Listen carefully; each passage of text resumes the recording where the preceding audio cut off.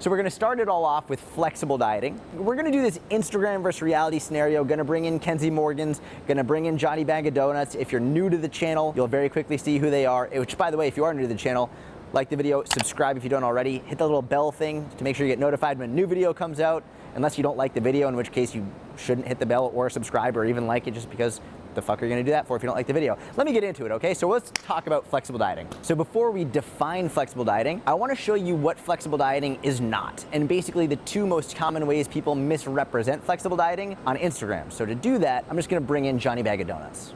Okay, don't listen to that asshole. I'm gonna teach you everything you need to know about how to be a flexible dieter. But first, one sec, get my brows on fleek, looking good. Let's get into it, okay? So what is flexible dieting? Here's the deal. In my real life, to look this good, what I mostly eat is tilapia, grilled chicken, broccoli, and rice. That's my life. Flexible dieting isn't what you actually do. Flexible dieting is what you want people to think you do. That's what Instagram is. It's not what you do in real life.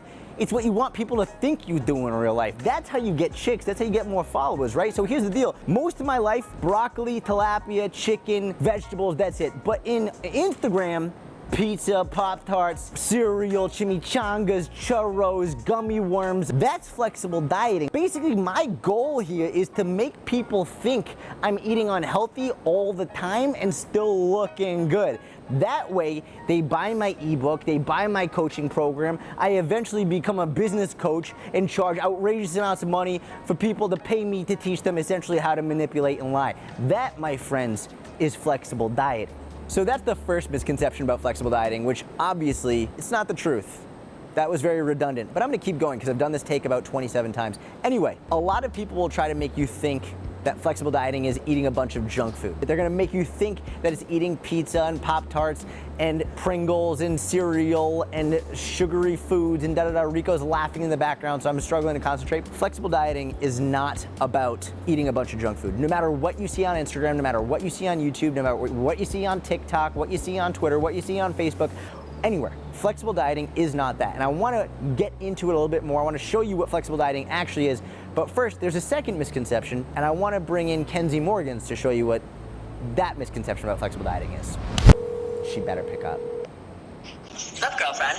Brenda, I am pissed. And listen, Brenda, girl, babe, I love you so much, but I need you to just listen, because I'm really upset right now. I've been flexible dieting for like 6 months. 6 whole months, I've been doing this whole flexible dieting thing, and I haven't seen an ounce of progress. Literally not an ounce of progress. And by the way, I'm doing it perfectly.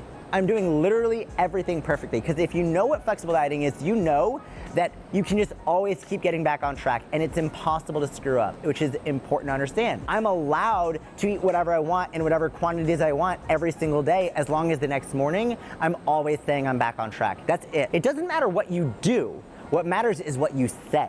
And as long as you're back on track and saying it verbally, then you can still go off track every day. And that's what flexible dieting is. It's just not actually doing what you need to do. It's saying that you're getting back on track without actually following through. And I don't understand why I'm not seeing progress, Brenda. And that's the second misconception about flexible dieting. Right now, it's the one that's most important to me to really clarify. Because flexible dieting, if you do it properly, I'm gonna explain that in a second, can really help you build a better mental and emotional relationship with food. And for me, if you don't have a good mental and emotional relationship with food, you're not going to have a good relationship, period. And you're gonna have a hard time improving your body composition, getting stronger, and having an overall healthy lifestyle. But a lot of people take flexible dieting to an extreme, which is what we do in the fitness industry. We take things to an extreme. And what I'm seeing people do now is say they're flexible dieting, but they're not actually doing what they need to do. And essentially they're taking this 80-20 rule and they're making it the 50-50 rule. They're not doing what they need to do 80% of the time. And instead they're actually doing it 50% of the time.